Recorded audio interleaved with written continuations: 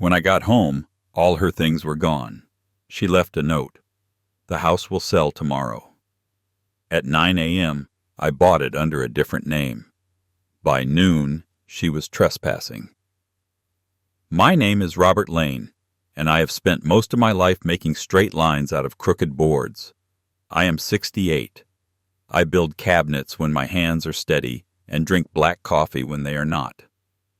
I keep my wits where I keep my tools, clean, oiled, and in reach. If a thing matters, I write it down. If a thing breaks, I fix it or I let it go. The house sits on a little corner lot, 2 maples out front, a bay window I framed for my late wife because she liked to watch the rain come down the street. She used to say the window made the whole room honest. I believed her. I still sit in that light in the mornings with a ledger open, not a diary, numbers and dates, work done, promises kept. I learned early that a man is the shape of what he tends. I ran a small shop for 30 years, taught young men how to square a carcass and sand with the grain, paid my taxes on time, set money aside for dull months. After I buried my wife, I took to simple routes: the grocery on Tuesdays, the post office on Fridays, the church lot on Sundays to sweep the leaves that drift under the eaves. Routine is not a cage, it is a handrail. Her daughter, my stepdaughter, Kara, had been living with me since the funeral. Temporary, she said. Temporary stretched 6 months. She brought boxes and opinions. She filled drawers that did not need filling and tried to make my kitchen look like a picture instead of a place where people eat. She did not like the bay window. She said it dated the room, that it made the house fussy. She liked to say family spirit like it was a key to every locked door. Kara believes in momentum. She scrolls through her phone for inspiration, holds it out at arm's length, and calls it a plan. She likes white paint and big statements. She is quick with phrases that sound like wisdom and land like pressure. What Mom would have wanted. What is practical? What is best for the grandchildren? She is not quick with receipts. When she moved in, I cleared a shelf in the hall closet and put a label on it for her mail. I repaired the loose stair tread and tightened the wobble in her bed frame. I replaced a disposal she burned out grinding peach pits. "You did not need to do that," she said. I told her it took less time than listening to it rattle every night. I do not leave things rattling.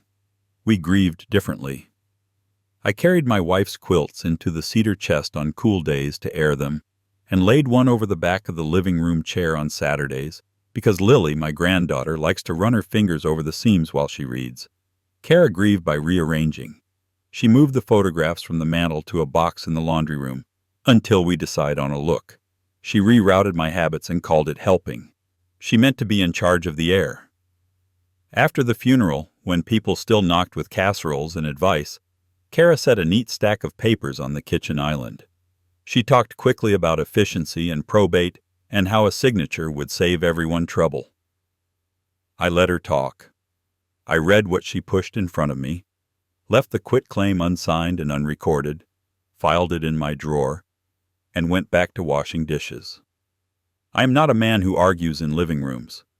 I adjust hinges so doors hang true. I return calls. I keep a folder for every bill and a pencil in every room. I believe there are 2 kinds of promises, the kind you speak and the kind you back with a date, a check, and a copy. I value quiet more than being right in public. I value work that lasts. I value boundaries. I have learned the hard way that people who do not like boundaries will call them cruelty. Kara and I could share a roof, but we could not share a language. She called my steadiness stubborn and my order controlling. I called her plans not yet. She used family spirit like a crowbar. I used no like a hinge that still turns. On good mornings before the day pressed in, I would sit by the bay window with my ledger and a mug, the maple leaves combing the light across the floor. I would list what was due, what was fixed, what could wait. I would think about my wife's hands guiding mine on the first joint I ever cut for her. I would listen to the house breathe. A house tells you the truth if you stop trying to make it say something grand. That was the life before the note on the kitchen island. That was who I was before the afternoon when temporary tried to change its meaning for good. I started by walking the room slow, the way you walk a shop floor after a long day, eyes on edges, not on stories. Of my wife's quilts were gone. The framed recipe found under bubble wrap in the laundry room as if shame could pad glass. The cedar chest stood open like a mouth. In the den, the mantel was stripped to a tan line where the photographs used to sit. The trash bin told its own version. A roll of painter's tape, 2 empty sample pots labeled Marsh Mist and Pure White, a stager's brochure with a circle around premium package, and a sticky note stuck to my palm when I picked it up. Evan, deposit Friday. Non-ref. I set the note on the counter. I opened the hall closet I had labeled for her mail. Under a nest of catalogs, there were postcards from a wellness collective. Soft fonts, softer promises. One had a handwritten line across the bottom. Seed check clears when house closes. The landline flashed a voicemail light. We still have a landline because some things deserve a ring. I pressed play. The realtor's voice hummed through the kitchen. Kara, just confirming, photography at 3, showings after. Your note said he'll be out by noon. And I'll use moving to assisted living in the remarks. Buyers get that. Call me if you want to add anything. The message clicked off. I stood there with my hand on the counter and counted to 10. I called Mrs. Alvarez next door. She waters my maples when the weather runs hot. Mijo, she said, because she calls everyone that, even men with white hair. Men came this morning with a tape measure. Your girl told them you are safer where people watch you. I told her I watch you just fine. She chuckled, but there was a small sting inside it. She said a young investor loves the bones. I do not like when men love bones. Thank you, I said. Did she leave anything else here? She left a lemon on your porch, she said. Plastic. I threw it away. I sent Kara a simple text. Coffee at Leona's. 15 minutes. So we don't embarrass each other. She likes to manage a scene. She bit. Leona's sits on the corner by the hardware store. The bell on the door rings the same note it rang when my wife and I used to split a cinnamon roll big as a fist. Kara arrived in athleisure and sunglasses big enough to tell you she was tired of explaining herself. She kissed the air by my cheek and sat before the bell stopped ringing. You look pale, she said. This is why I handle things. I'd like to understand what you're handling, I said. In your own words. She ordered a green drink that looked like it used to be grass. I stuck with coffee. The waitress folded extra napkins on the table like a referee throwing down a rope. Kara leaned forward. I know this is hard. But this house is too much. It traps you. The market is perfect. We move now. Everyone gets air. The grandchildren get what Mom wanted for them. It's compassionate. This is me stepping up. How much of this is about the grandchildren, I asked, and how much is about Friday? Her mouth did a quick, irritated purse. What's Friday? Your sticky note, I said. Evan, deposit Friday, non-ref, and those postcards from the collective. Seed check when the house closes. She rolled her eyes. You went through my things. You left them in my closet.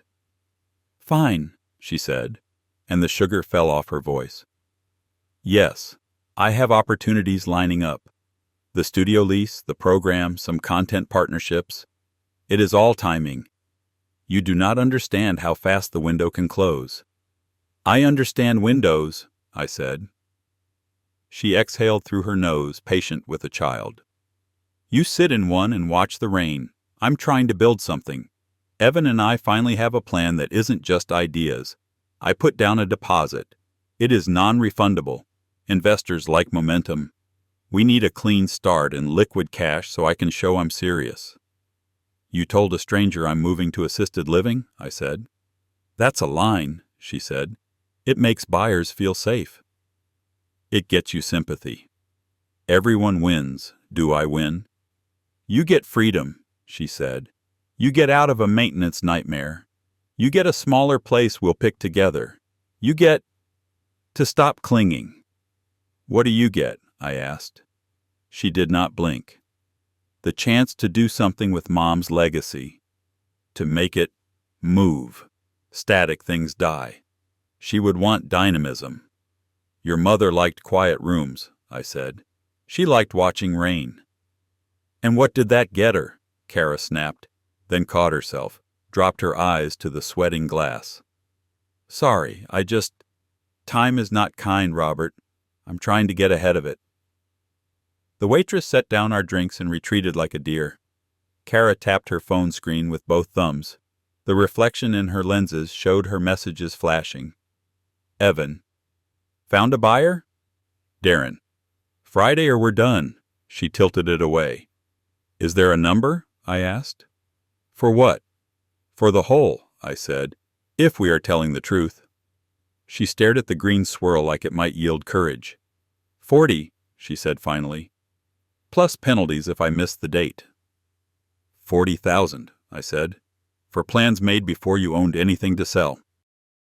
"Do not make me feel small," she said, straightening. "We're building." "The stager's already booked. The ad buy launches tonight. I sold my jewelry to get this far." She tugged at her bare earlobe like proof. "I am not a leech." I looked at her for a long breath. "You are hungry," I said. "Hunger is not a crime, but you are eating out of the wrong bowl." She lifted her chin. "You are being cruel." "I am describing the table," I said. "You want to feed your life with someone else's pantry and call it a memorial. That is not care. That is harvest." "Mom would not want you stuck," she said, but it lacked voltage now. "Your mother hated being used as a story," I said, "especially when money was on the other side of the story." She pushed her drink away. "You do not see me. You see obstacles. You like being necessary. You will sabotage this because if I stand up, you have to sit with your grief without chores to hide behind." I let that sit. There is always a mouthful of truth in a blow.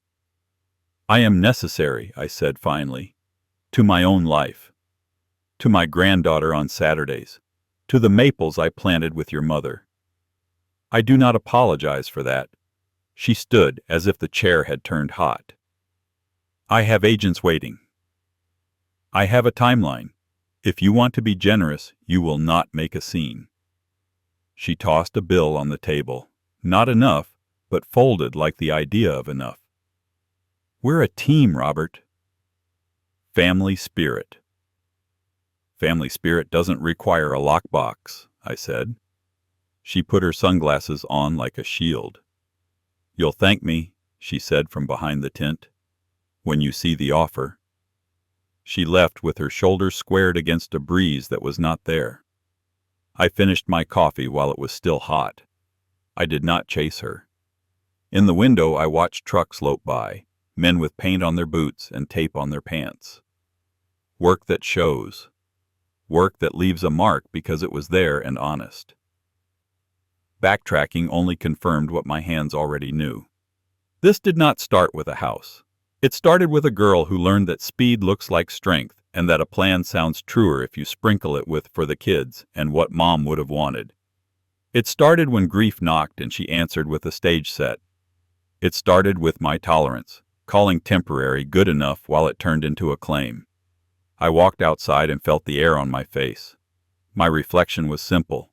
Help is a hand, not a siphon. Love is a window that lets the weather in, not a sail that buys a storm. If I did nothing, I would be teaching Kara that hunger writes the rules. If I did everything, I would be teaching her that boundaries are a kind of love too. I am a man who measures twice. I had listened. I had asked. Now I knew what the hole was called and how deep. The rest of the work will be clean. The time of my revenge is near, and you don't want to miss the details. But before we continue, please subscribe to the channel and write in the comments what time it is where you are now. I walked the room slow, then I walked the yard. 2 maples, the same shade of green they were when my wife picked them out. A boy in a neon vest was hammering a little metal stake into the grass near the sidewalk. "What's that?" I asked. He held up the sign like a fish he had caught. Coming soon. The letters were cheerful. Boss said this address, he said. I just make holes. Not in my yard, I said. He looked at me, looked at the porch, looked at the sign like it might argue for itself. Then he yanked it back out and left a clean wound in the dirt. Sorry, sir, he said, and carried the sign away like a flag with no parade. Back inside, the landline blinked again. Messages layered like paint. A woman from church left a soft one. Robert, dear, we heard you'll be moving closer to care. We can collect your hymnals for you. Another voice. My nephew, who likes to repost headlines like they are deeds. Hey, Uncle Rob, congrats on the big decision. Proud of you for doing what's right for the family. Let me know if you need help packing. I know a guy with a truck. His help always costs more than a truck. The front door rattled, and Mrs. Alvarez's knuckles tapped twice before she leaned in. You okay? She asked. Her hair was up in a scarf the color of tomatoes, and she had a grocery bag on her arm. I'm fine, I said. She eyed the bare mantel and the open cedar chest. Fine and empty look, cousins, she said. She set the bag on the counter and pulled out a stack of tamales. For courage. Eat one warm. I will, I said. Thank you. She touched my forearm. She said assisted living, she said, voice low. Do you need living assisted? I need my porch, I said. She nodded once, satisfied. I watch, she said, and left like she had just taken a job with pay. I sent Kara a text. Bring back the quilts. They're for Lily. 3 dots appeared, then stopped. Finally. After the sale. Don't be petty. Another bubble, a little too quick. Agents excited. Buzz is building. We can do a soft launch this afternoon if the photos pop. I went to her room. The bed was made crisp and meaningless. On the desk, she'd left a vision board propped up with tape. A rental studio with white floors. A group of people in matching athleisure circling up on yoga blocks. The words, opening this fall, cut out and pasted like a promise. Next to it, a receipt with a fat number at the bottom and non-refundable in smaller print. Evan's name in the memo line. I slid the receipt back exactly where I found it and stood a moment, listening to the emptiness people mistake for calm. My phone buzzed in my pocket. A social post lit the screen. Kara smiling, the bay window glinting behind her like she had discovered it. Big news coming as we honor Mom's legacy. Sometimes the bravest thing is letting go, for safety, for family, for growth. A heart, 2 doves, a key. Comments piled. So proud of you. She's in a better place now, and he will be too. Assisted living is an act of love. I felt anger try to stand up inside me. I told it to sit. Anger doesn't hold a line, it burns it. I am not in the burning trade. I packed a small box, not to run, to anchor. The recipe frame, the ring my wife wore when we were poor and happy, the photograph of us standing in front of the bay window the day I finished the trim, her hand on the glass like blessing. I put the box in the truck where nobody would move it and set my ledger on the passenger seat. On the way back in, a van with a logo eased to a stop across the street. 2 women stepped out carrying a crate of fake lemons and 3 white throws that shed like frightened cats. They checked their clipboards as if clipboards made claims legal. Afternoon, one said brightly. We're here to pop the room. Quick turn. Can we pop the lockbox? You can put your lemons back in the van, I said. Photography's not happening here. She made a little note that said homeowner resistant as if the problem were climate, not weather. We were told noon for access. You were told wrong, I said. Sidewalk is public. Porch is mine. They gave each other a look made out of helplessness and annoyance and went back to their van. The lemons looked tired on the ride. I sat at the kitchen table and opened my ledger. Not to total anything, just to make a list with a pencil that still had its eraser. Non-negotiables. Lily Saturdays. The bay window. The maples. The recipe card. The feeling of a house that isn't for sale. My phone rang again. Unknown number. I answered anyway. Mr. Lane? A young voice trying on authority. This is Darren with Evan's team. I wanted to touch base about access today. Kara tells us you're consolidating your personal items so we can get clean lines for photo. We're on a tight timeline with our ad buy. You have the wrong man, I said. A pause, then the smile came back into his words. Well, timelines don't care about opinions, right? If we can't hit Friday, deposits shift, people get spooked, and nobody wants that. We're all on the same side here. Which side is that? I asked. The side of momentum, he said, like he'd invented the word. Come back when you're on the side of respect, I said, and let the line go quiet. The house hummed. The light moved across the floor and took its time. My hand found the groove in the table where my wife's elbow used to rest while she told me about the school where she taught. Small dramas, big hearts. Do not let them turn you into a symbol, she would have said. You are a man, not a post. I called Lily's mom. There might be noise today, I said. If Lily hears anything about me moving to a place with linoleum floors, tell her to ignore the internet. She laughed. I heard Lily in the background ask if she could bring the red thread Saturday. Bring two, I said, loud enough for the girl to hear. We've got edges to finish. A truck idled by the curb, long, open-backed, with blankets draped over the rails. The driver checked his phone, then lifted his chin at me. We're early, he said, but we can start with boxes if you're ready. I'm not, I said. He nodded. We're paid either way, he said, and stayed put, engine thick with waiting. I stood in the entryway a long minute. This is where men apologize to their houses for letting strangers measure them. I did not apologize. I had been listening. I had been counting. The line was drawn and straight. I laid out what I needed on the kitchen island the way I lay out tools. Wallet, keys, the trust papers sitting in their manila, a small pad with 3 names and 2 times, written clear. I added the recipe frame to the box in the truck and locked the cab. I checked the deadbolt by habit. I looked at the bay window and thought of my wife tapping the glass twice when a storm rolled in, her little superstition. The phone buzzed one more time. Kara, don't be difficult. We're all acting out of love. A beat later, remember who you're doing this for. Then a picture of the grandchildren, last Christmas, arms around each other, the whole pile of them looking like a billboard for cheer. I sent one line back. I am. When the clock on the stove clicked to 8:27, I rinsed my coffee cup and set it upside down in the rack. I wrote a note of my own and laid it where hers had been. No access without me. Not a threat, just a line. I locked the front door and felt the familiar weight of the house key in my palm, a promise shaped like metal. The maples held their green like a breath.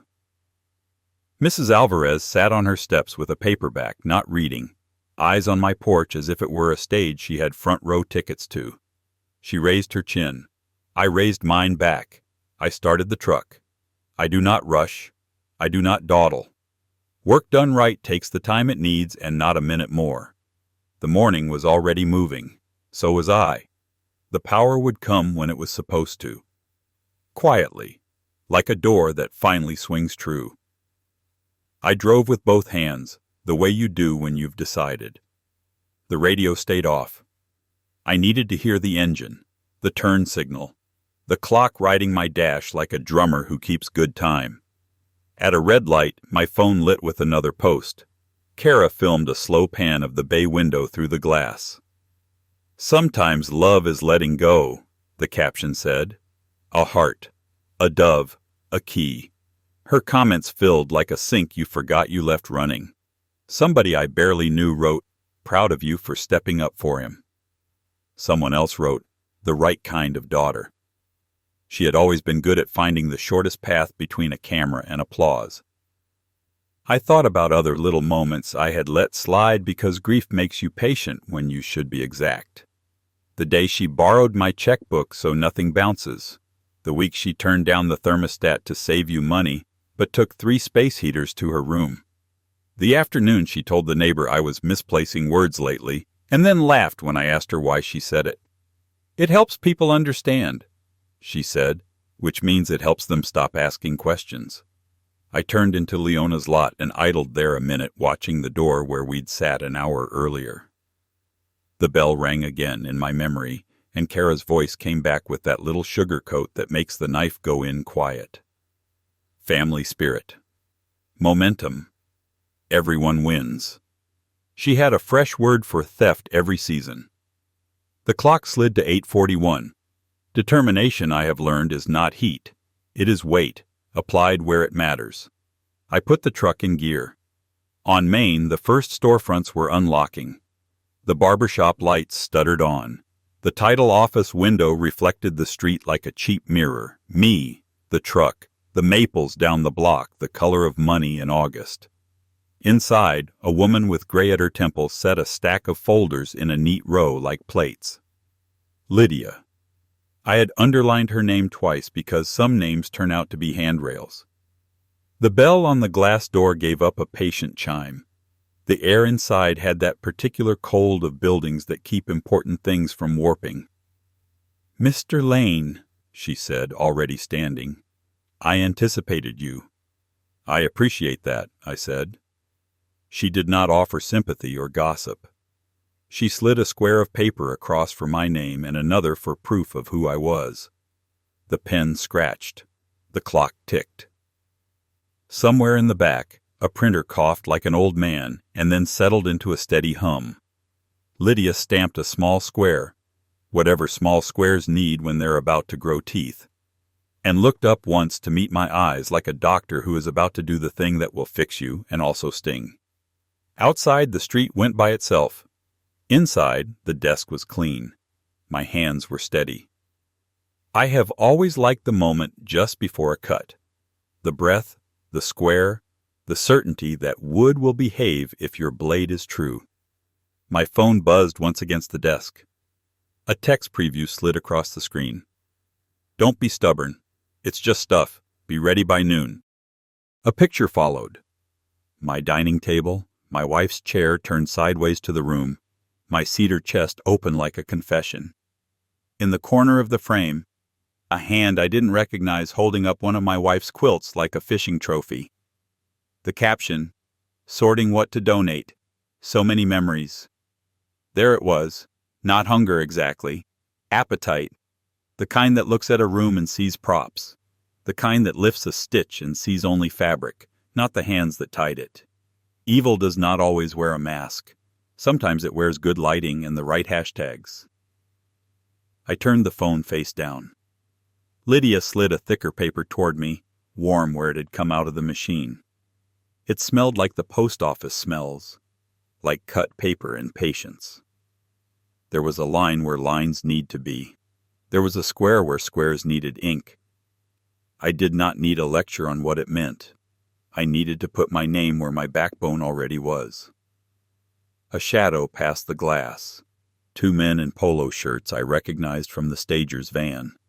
One peered in, saw me, and made a little face like he'd walked into a classroom early and interrupted his own confidence.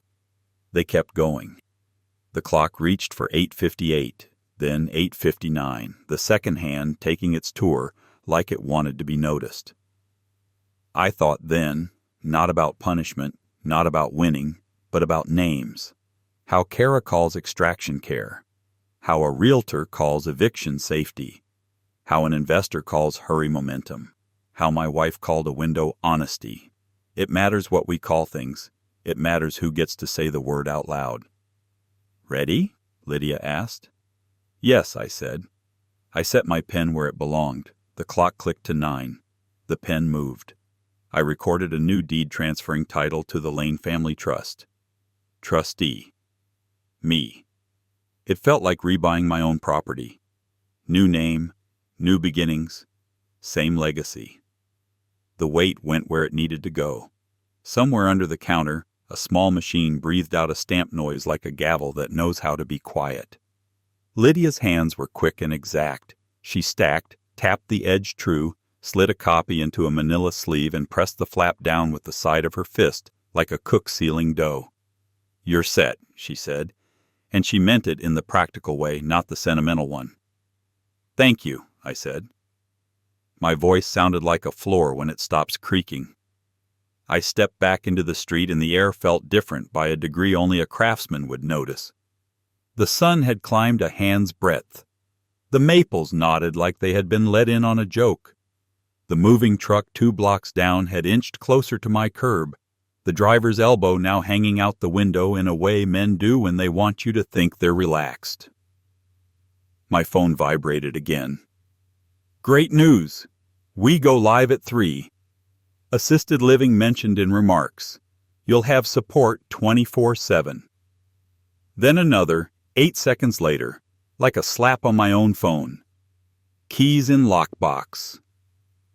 Don't be petty with the quilts." She had typed that before she saw the new shape of the day. She still thought the rules were slogans and that a front door is just a prop in a story she is telling strangers for likes and loans.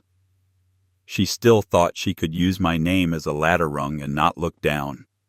I slipped the manila into my leather folder.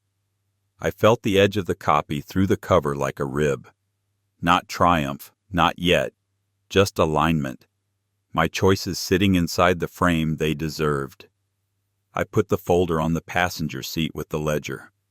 I set my palm on the leather and pictured my wife's hand there a long time ago, smaller than mine, stronger in other ways. "There," she would have said, quiet. "Now go home." Kara's flaws had unrolled like tape. The false sympathy, the rented concern, the hunger for a stage, the willingness to say anything if it made a door open. I had excused too much of it as grief.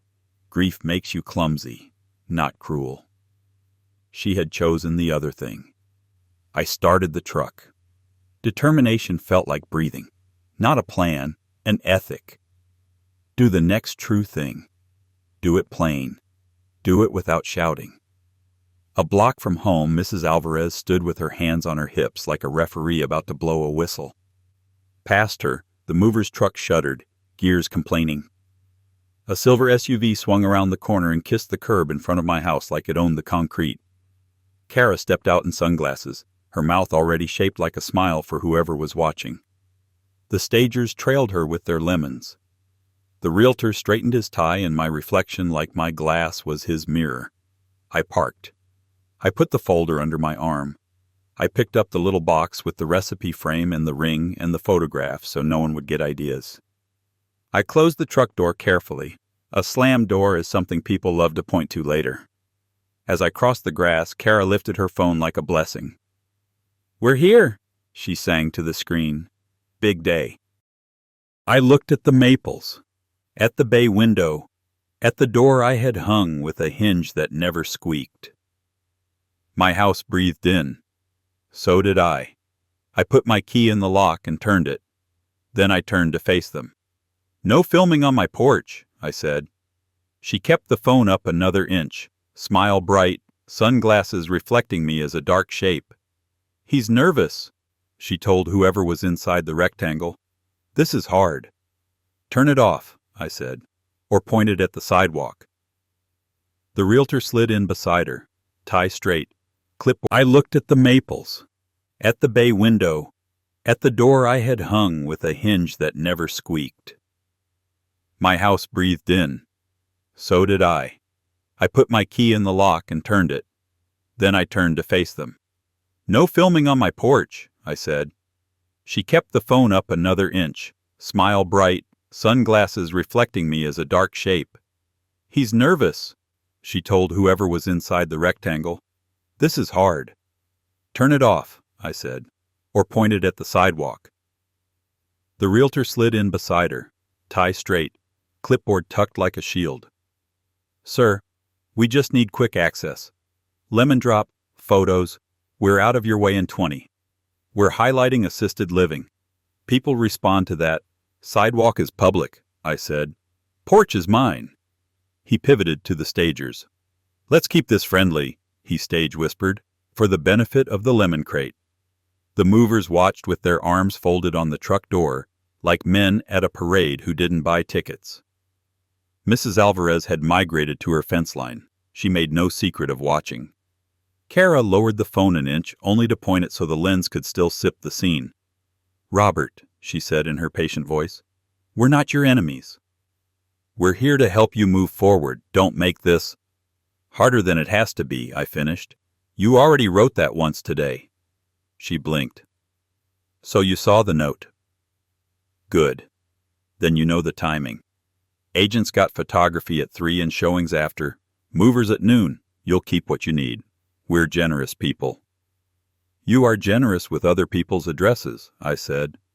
Not the same thing. The realtor tried to smile again. It wobbled. Look, we all want you safe. The stairs are sound, I said. I built them. He shifted tactics. Then let's get your essentials in the car and we can... No, I said. Kara made a small chuff, the sound she makes when a waiter doesn't understand that she means the artisanal vinegar, not the regular bottle. You signed the... I saw it, I said. I didn't sign. I didn't file. Paper doesn't move until you tell it to. She shook her head like a teacher correcting a stubborn child. We are not doing this, Robert. I'm not going to argue with you in front of an audience. She waggled the phone to prove the audience existed. Then do not argue, I said. Step back. The stager nearest the threshold put a sneaker on the first board of my porch. I looked down at the shoe like a carpenter looks at a nail that jumps its line. Off, I said. She obeyed without thinking about why. Kara's smile thinned. I'm your daughter, she said. She makes daughter sound like a title you renew every year with a fee. You are my wife's daughter, I said softly. That used to mean something. Keep her off your flyers. She whipped the sunglasses up, eyes sharp. How dare you? This is for Mom. This is what she would have wanted. Your mother wanted the bay window, I said. And quiet. The realtor cleared his throat. Where are the keys for the lockbox? Nowhere, I said. There is no lockbox. He tapped his clipboard with his pen, as if the pen could drill through wood. Then we'll change the lock. It's a standard thing when a seller. There is no seller here, I said. There is a house that isn't for sale. That made him look past me, at the hallway light, at the shape of the place. He didn't know what to do with a sentence that didn't match his script. Kara tried a different door. Children are watching, Robert, she said with a meaningful stare toward the street like my neighbors were suddenly toddlers in need of a lesson. Do not humiliate yourself like this. Hi, Kara, Mrs. Alvarez called without moving. He's not humiliated. He's home. Kara's head snapped toward the fence, then back to me. Are we really doing this? Yes, I said. She took a step, shoulder angling like she could slip past. Her shoulder hit the doorframe. I held the line. A simple thing. I didn't step back. I felt the old wood, true and square, press against my arm like a second backbone. You can't keep me out, she hissed, low now, camera drooping. I can, I said, and I am. If there is something that is yours, bring a receipt. I'll meet you on the porch. The mover on the truck called. Kara spotted the photo and pounced. We'll take that, she said. We're creating a memorial space at the studio. No, I said. The memorial is here. It already exists. It has dust and handprints. That's how you know it's real. Her mouth made a neat O. You're being vindictive. I'm being exact, I said. The realtor had pulled out his phone, thumb busy. We'll just confirm access, and this will be... Ask for Lydia, I said. Tell her Robert Lane is asking you to be careful with your next sentence. He put the phone to his ear. I watched his posture. It changed a half-inch when the line picked up. He nodded, then nodded lower, then brought the phone away, like it had warmed him in a way he didn't like. "We may need to revisit the timeline," he muttered to Kara. "There's an update." "What update?" she demanded. "The kind with a name," I said. "Here's mine, Robert." Her sunglasses went back on like armor. "You tricked me." "No," I said. "I listened. You told the world a story about assisted living because the word grandchildren sounds holy and the word deposit doesn't. You tried to turn me into set dressing. I am a man in a house. You can film that, or you can leave." She lifted the phone again, and this time I took a step forward. Not to grab, not to swat, just enough so the lens had to choose between my chest and the door. "Turn it off," I said, calm as a level on a board. "Now." She did, not because I scared her, because her little script had run out of lines. I looked past her at the stager's crate. I took 2 of their fake lemons and set them side by side on the porch rail. "These can stay," I said. "They're honest about being fake." One of the stagers snorted despite herself, then smothered it in her sleeve. Kara's facade cracked just enough for the real voice underneath to leak out. "Evan is going to walk," she said. "Do you understand that? 40 down the drain, the studio, the launch, the partnerships, gone. And people will know you did it. They'll know I kept my home," I said. "They'll know I didn't let you trade family for applause." She jabbed a finger at my chest. "You don't even know what it's like to build something from scratch." "I built this," I said, and thumbed toward the window that held our early years like a pressed leaf. Her face hardened into the kind of pretty that's no longer young. "You're cruel," she said. "Mom would—" "Stop using her mouth," I said, softly enough that only she would hear. "It's not a puppet." She stared at me, and for a second I saw the kid she must have been. Clever, scared, quick to find what people wanted to hear and feed it to them like candy. Then it was gone. The realtor recovered enough to try one last time. "We can work out a compromise," he said, aiming for neutral. "Perhaps we—" "No," I said. "Compromise is a word people use when they want you to move the line you already measured." Silence took a seat on the porch with us. It was not friendly. Down the block, a siren yawned and went away. The movers shifted their weight from one boot to the other. A leaf let go of the maple and spun in a way that made no sense to gravity. Kara's phone buzzed. She looked at it, and her jaw tightened. "We're losing the ad slot," she said to the air. "Darren says if we don't post by 2, the rate changes. This is your fault. Your timeline is not my emergency," I said. "Your choices made your timeline." She looked at the doorknob, at me, at the doorknob. Her hand twitched. "I need inside," she said. "No," I said. "Bring receipts.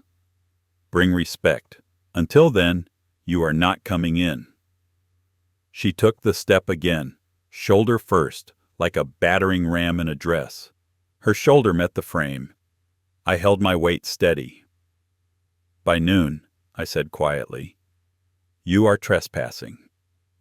Her face flushed. She took 2 quick breaths, turned, and stalked down the steps like a woman exiting a stage that failed her. The stagers followed, lemons recrated, throws folding in on themselves. The realtor stayed a second longer, eyes on his clipboard like it might offer absolution, then retreated with a little nod that meant nothing. The mover tipped an imaginary cap. "Guess I'll park somewhere shady," he said, and rolled the truck 20 feet back where the maple made a square of mercy. I stood in the doorway until the heat left my ears. I let my heart slow to its workday rhythm. Inside, the hallway looked exactly like itself. I set the fake lemons on the mantel for a joke only I would laugh at later. I walked to the bay window and checked the lock I knew was good. I lowered my forehead to the glass for 1 second, then straightened. The line had held. The next cut would be clean. Noon came on like a blade. Kara was back on the porch, sunglasses up now, eyes bright and hard. The realtor hovered at her shoulder, clipboard clutched like a shield. The stagers hung back with their crate of lemons, unsure whether the show had a stage left. "Move," Kara said and put her hand on the door. "No," I said, and kept my shoulder against the jamb. "Do not confuse patience with permission." She angled in, the way a person squeezes past a stranger in a crowded aisle, like manners were just another lever. Her toe crossed the threshold. Her shoulder clipped the frame. I did not step back. "By noon," I reminded, "you are trespassing." The word did not need volume. It needed witnesses. Mrs. Alvarez was already there, hands on her hips at the fence line, chin lifted. The mover on the truck called down without shifting his weight. "Ma'am, we don't cross that line if he says no." Company rule. Kara flashed him a look meant to make small men smaller. It did not move him. The realtor tried a soothing tone, one I imagine he saves for dogs and mortgage brokers. "Let's be reasonable." "I am," I said. "Sidewalk is yours. Porch is mine. Inside is mine and hers." I nodded to the bay window. The glass held a thin wash of sky, like a memory trying not to spill. A small white sedan pulled up to the curb and cut its engine. Out stepped Deacon Ruth from our church, a woman with square shoulders and kind eyes that could carry a room without raising a hand. She had a tote bag that said "Community" on the side. Behind her came a younger woman I did not know, wearing a county badge on a lanyard, hair pulled into a neat bun. "Robert," Ruth said, voice even, "we got calls this morning." "Some folks are worried. Do you want company for a minute?" Kara turned, seized the moment. "Yes," she said quickly. "Please go in. Check him. You'll see why this has to happen." I looked at Ruth. "Coffee?" I asked. "Only if you're having some," she said. "I am." I opened the door wider for her and the county woman. I kept my body where it belonged. Kara did not get a free inch. "You two are welcome," I said to Ruth and the badge. "Guests, everyone else stays outside." Kara made a sound, half laugh, half choke. "You're performing," she hissed. "Not for you," I said. Inside, I set 2 mugs on the counter and filled the kettle. Ruth walked the kitchen like a nurse checking a heartbeat, eyes on the sink, the stove, the dish rack with my 1 cup turned upside down, last night's skillet dried and put away. The badge woman glanced at the little list on my fridge: garbage day, Lily's Saturday, post office Friday, and the note I had written and laid where Kara's had been. No access without me. "Smells like coffee," Ruth said, which was her way of saying smells like a life. She touched the quilt folded on the chair back with 2 fingers. Respectful. "How's your morning, Robert?" "Busy," I said, "but true." I poured. "Sugar's in the blue tin, cream's in the door." The badge woman took her mug black, eyes on my face in that quiet way people measure whether you are alone in your head. "Do you feel safe here?" she asked, soft, not fishing. "I feel home," I said. "I walk on even floors." I eat when I'm hungry. On Saturdays, my granddaughter sits at that table and sews red thread through old squares. I am not a danger to myself or anyone else. Ruth's gaze fell to the ledger on the table, open to a neat list of due, fixed, wait. She nodded like she'd heard a good sermon. "Lily still coming this week?" "With 2 spools," I said. The badge woman breathed out, something in her shoulders loosening. No clipboard, no forms, just a human breath. "I'll note we spoke," she said. "If you ever need anything, from us, from the county, you call. But you don't need a handler." "I need a quiet porch," I said. We stepped back outside with our cups. Kara pounced. "Well?" Ruth lifted her chin the way she did when she needed a choir to find the note. "He's fine," she said. "He's steady. This rumor about assisted living, let it die." Kara laughed on one sharp syllable. You can't diagnose safety with coffee. You tried to, Ruth said, as gentle as a hand on a shoulder. And you were wrong. Across the street, the boy in the neon vest came jogging back, empty-handed. Boss said wrong address, he announced too loud. Says patch the stake hole. He pressed the little wound flat with his boot and kept going. The dirt showed a small, honest hole. The realtor's phone buzzed. He answered, turned a shade paler than his tie. Mm-hmm, he said. Then, yes. Then, understood. He hung up and stared at his clipboard as if it had betrayed him. We may need to adjust our plan, he murmured to Kara. The narrative has shifted. What narrative? She snapped. You said 3 o'clock. He swallowed. Without photos, we don't have a story to sell. Her face went tight, pretty in a way that had no patience left in it. Then take photos, she said. She moved again, that same shoulder-first lunge. I slid a dining chair across the threshold and set it there with the legs square, a little wooden fact. No, I said, you don't get to turn my wife's window into your backdrop. Stop saying her name like you own her, she said, breath quick now. You are strangling her legacy. You are strip mining it, I said. There is a difference. The mover revved his truck and then let it idle, a nervous habit. We got another job at 2, he called, apologetic to no one in particular. If we wait much longer, we gotta bounce. One of the stagers was already folding a throw, cotton popping like little sighs. We can reschedule, she told the other, not unkind.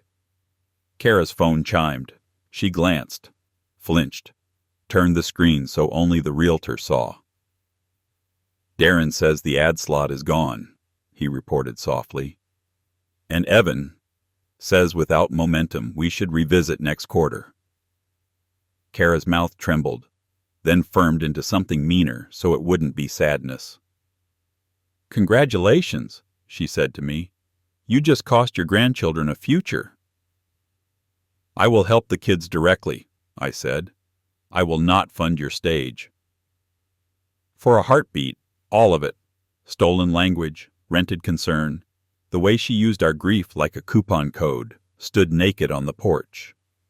My anger rose and sat like a disciplined dog. I let my eyes go to the bay window. The glass gave me back a ghost of myself, and beside it, the memory of my wife's hand tapping the pane twice when rain came. Permission and promise. Ruth touched my elbow. You want us to stay a little? She asked quietly. You've done enough, I said. Thank you. She squeezed once, brave and small. The badge woman lifted a hand to Kara in a polite goodbye that did not ask for permission. Call if you need a real safety plan, she said, with the kind of smile that knows the difference between a plan and a pitch. They left. The boy with the sign disappeared around the corner. The lemons retreated to their crate. The mover rolled the truck into the patch of shade like a man choosing sanity over tips. Kara stood there with the realtor, 2 actors after the lights had been cut, waiting for someone to shout, again. No one did. Last offer, she said, voice low, tired, and dangerous. Sell now. We split after expenses. I'll make sure you're comfortable, or I will take this public and make you look like a cruel old man who hates his family. You already did the public part, I said. It did not go the way you wanted. I looked at the maples. This is where it ends. On this porch, with me saying no. Her eyes brimmed and blinked dry. You'll regret this. Not today, I said. Not in this light. She stared at the chair in the doorway like it was a guard dog. She couldn't sweet-talk, then turned and went down the steps too fast, heels stabbing my wood like punctuation. The realtor followed, shoulders sloped, his clipboard finally silent. The stagers slid the crate in, lemons winking like cheap jewelry. The mover tipped 2 fingers off his cap and eased the truck away. The street was quiet again. The hole where the sign had been looked small and honest. I would fill it later. I stood there, hand on the back of the chair, breathing the old house air. The faint sawdust that never leaves, the soap on the dish, the leaf mold smell that comes in through the screen. I thought of my wife and the window we built, the way she said it made the room honest. I thought of Lily threading red through old squares. I thought of the word legacy and decided it should be measured, not announced. Adaptability is knowing which tool fits the wood in front of you. Today, it was a chair across a threshold, a cup of coffee, a word said once with weight. The momentum machine had lost its gears. The house was still a house. I moved the chair back inside and shut the door. The latch found its home without a sound. She came back to the sidewalk with the realtor glued to her side and put her phone on speaker, chin tilted like a hostage telling the camera she was fine. "Evan," she said brightly, "we're pivoting, but momentum's strong." A man's voice, slick and tired. "We needed proof today. Photos, access, seller alignment. Instead, I'm seeing posts from a neighbor and a no access without owner note. Without a hero image, there's no story, and without a story, there's no money." Silence. Then the other one, Darren, cut in flat. "Ad slots gone. Deposits gone. Revisit next quarter if you have control." Kara's face hollowed in one breath. The call clicked off, leaving only the porch and the truth. Evening slid down the street and turned the maples the color of tea. She came back alone this time. No lemons, no clipboard, just sunglasses pushed into her hair and a tightness around her mouth that meant she would try every door in a row. "Robert," she said, soft, almost kind, "let's start over." She stood on the second step, not the first. She's good at height. "I used the wrong words. I moved too fast. We can sell in spring after you've had time. I'll manage everything. You'll like the new place. We can—" "No," I said. "I'll choose my own walls." She nodded as if I had agreed. "Great. Then let me take the studio forward while you get settled. 40 will keep it afloat. It's not for me. It's for what Mom wanted, for the grandchildren." "I'll help the kids directly," I said. "I won't fund your stage." The smile drained. She stepped to the top step into my breathing. "I can make this ugly," she said, voice sanded down to threat. "Posts, stories, every neighbor knowing you put an old man above his family." "I am the old man," I said, "and I'm putting him where he belongs." Tears hit fast, neat as raindrops that know their lines. "I am trying," she said, palms up. "I am tired of doing this alone. Every door costs me. I sold my jewelry. I've put my name on things you don't understand. I just need one person to believe I can build something." "I believe you can," I said. "Just not with my house for wood." She flinched like I'd swung. Then she went quiet, calculating. "What about a compromise?" she tried. 2 rooms for a month. Let me stage the living room for pictures. It won't cost you anything." "It costs the truth," I said, and moved the chair back across the line, legs square, a small wooden fact.